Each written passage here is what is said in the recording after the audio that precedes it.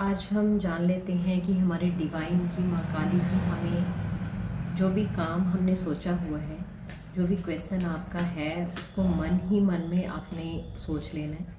किसी रिलेशनशिप का लेके हो सकता है कंफ्यूजन कि मुझे इस रिलेशनशिप में क्या करना चाहिए। कोई आपका वर्क रिलेटेड, जॉब से, करियर से रिलेटेड हो सकता है। तो मन ही मन अपना क्वेश्चन पूछना है कि जो मैं सोचने जा रहा हूँ किसी रिश्ते के बारे में या काम के बारे में, इसको लेके मुझे गाइडेंस क्या रहने वाली है। तो वो हम लोग जानेंगे। पूरे मन से प्रे कीजिएगा अपने इष्ट देवी देवता को, माँ काली को, जिसमें भी आप मानते हैं। डिवाइन मुझे गाइड कीजिए कि जो भी चीज़ मैंने सोच रखी है, किसी रिश्ते को लेके कंफ्यूजन में हूँ, तो वो मैं करूँ ना करूँ। उसके बाद 2 ऑप्शंस भी हम लेंगे, उसका भी यस और नो में आंसर ढूंढेंगे, कौन सी ऑप्शन आपके लिए बेटर रहेगी। यही हमने पहले हम यस और नो में आंसर लेंगे। डिवाइन प्लीज़ हमें गाइड कीजिए माँ काली कि जो भी मैंने सोच रखा है उसका आंसर क्या है, कि वो काम मुझे करना चाहिए कि नहीं। Thank you, thank you, thank you, thank you.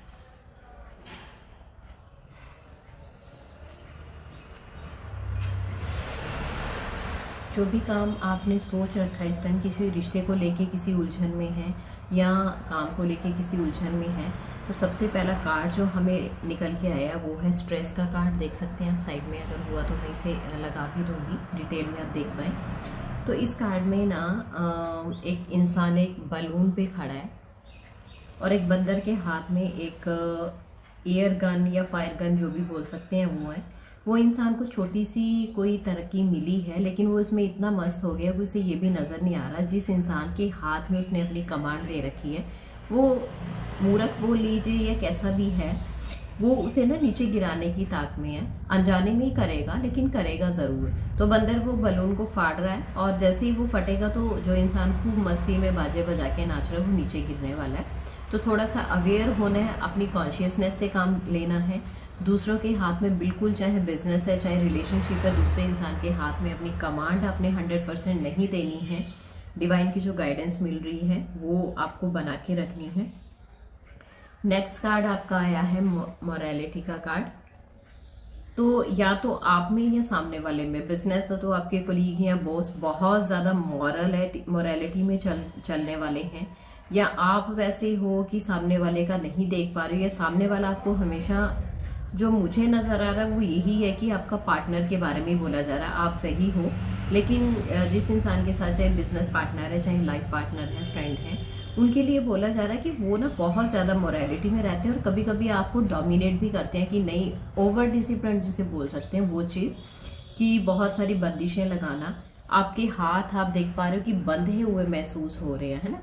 तो उस रिश्ते में या उस नौकरी में या बिजनेस में आप खुश नहीं रह पा रहे हो, क्योंकि इतनी ज्यादा स्ट्रेस दे दी गई है मॉरल वैल्यू को बता बता के।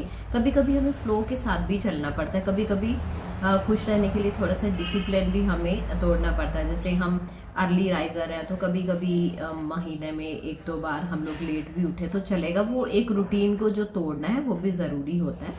तो सामने वाला इंसान अगर ऐसा है तो थोड़ा सा आपको केयरफुल रहने की जरूरत है। और थर्ड कार्ड आपको आया वी आर द वर्ड। इसमें हमें क्या दिखाया जा रहा है कि आपको सिर्फ एक इंसान पे डिपेंड ना रह के, जैसा कि ये है कि आप इतने डिपेंड है, फर्स्ट कार्ड जो स्ट्रेस का आया था, इतने डिपेंड है कि सिर्फ उसी के ऊपर आंख मूंद के विश्वास करें या उसी के कहने पे हमेशा चलते हैं। तो आपको थोड़ा सा बाहर निकलना है, बहुत सारे लोगों के साथ आपको मिलके काम करना है, चाहे बिजनेस है चाहे रिश्ते हैं, लोगों में घूमिए फिरिए, लोगों के साथ मिलके काम करने की कोशिश करिए, है ना, उनके साथ अपनी खुशियां शेयर कीजिए।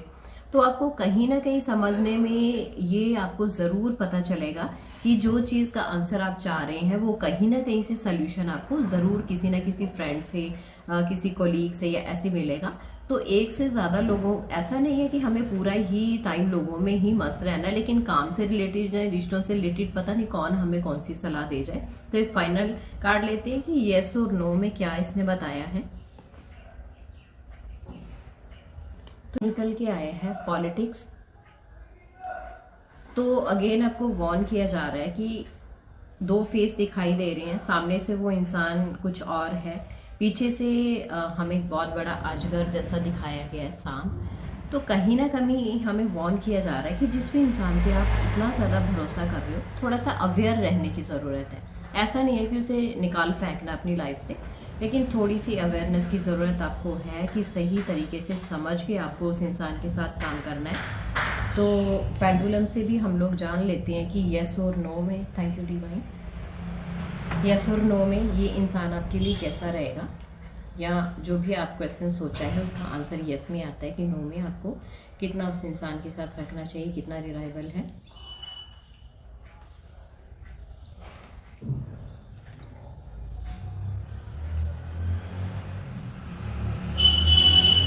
तो पेंडुलम से भी आंसर नो में ही आया है कि जो भी इंसान या जॉब प्लेस पे किसी पे आप बहुत ज़्यादा ट्रस्ट कर रहे हो तो उसके लिए आपको अवेयर रहना पड़ेगा।